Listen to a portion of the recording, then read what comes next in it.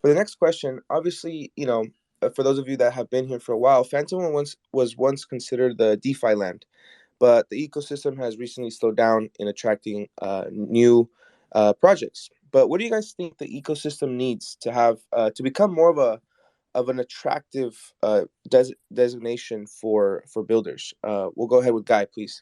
Yeah, I was thinking about this, and I was thinking about my answer, and I would say that some people might consider this the antithesis of decentralization, but I would say that usually it's really good for blockchains or projects, especially in their development phase, to have a point man or a go-to social figure. Obviously, Tron has Justin Sun, Ethereum has Vitalik, and Fantom, I say, would had Andre in his corner. But I think his hiatus in early 22, coupled with the downturn that we experienced last year following Terra and FTX, I think it was just a sort of coalesce of events. And obviously, the recent multi-chain hacks haven't necessarily been good for the blockchain industry or developers.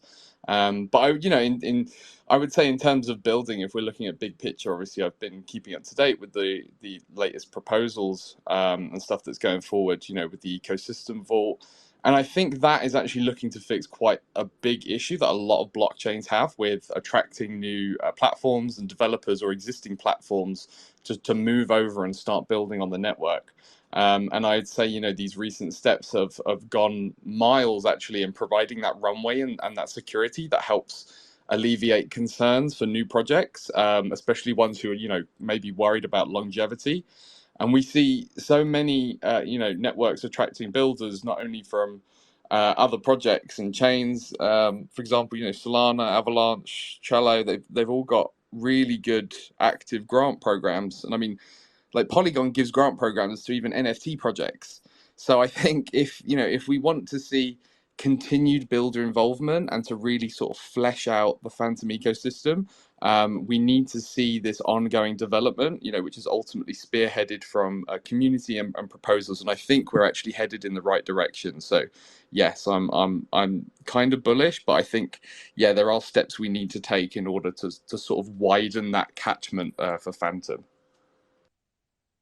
Absolutely. No, thank you, Guy. I appreciate the candidness and the insight on that. David, would you like to answer that question? Sure, sure. So I actually wasn't really too active in the Fantom world back when it was called DeFi Land. Although since we've become much more involved with Fantom, I've come to really like the DeFi here, and I gotta say it's really comfortable.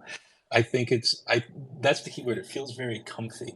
I get this feeling that like it's just pleasant to use, and I don't know. Maybe that can be shown to other people. But I think it's really about encouraging the way to get builders to come is really through reward mechanisms. Like we're going to talk about a couple that have been set up recently. These sorts of proposals via governance that can happen. But also, I think it's about really developer-focused community building. And well, that's something we've discussed with the foundation a little bit before that we're happy to do. And I think it's about having more and more, easy to use tools. And we're, of course, happy to help with that. So, yeah, that's basically what I have to say. Thank you, David. Appreciate it. Alexander, what do you think the foundation needs to do to attract more builders?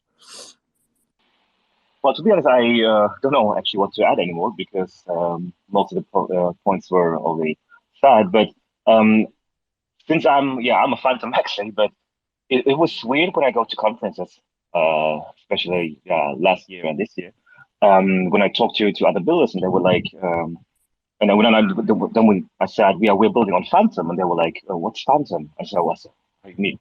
What do you mean? You don't know what Fantom is, right? It's like the holy grail of blockchain. And so I was kind of confused that actually out there's so many projects that never heard of Fantom.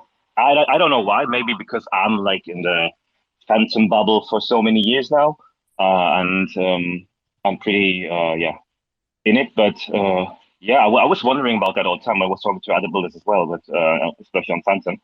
but I didn't come to a conclusion yet why it is that way. Um, since yeah, we got the tech, we got the community, right? But it's kind of like we're in our own phantom bubble sometimes. Thank you, Alex. Appreciate it. Go ahead, Dave. We got your hand raised.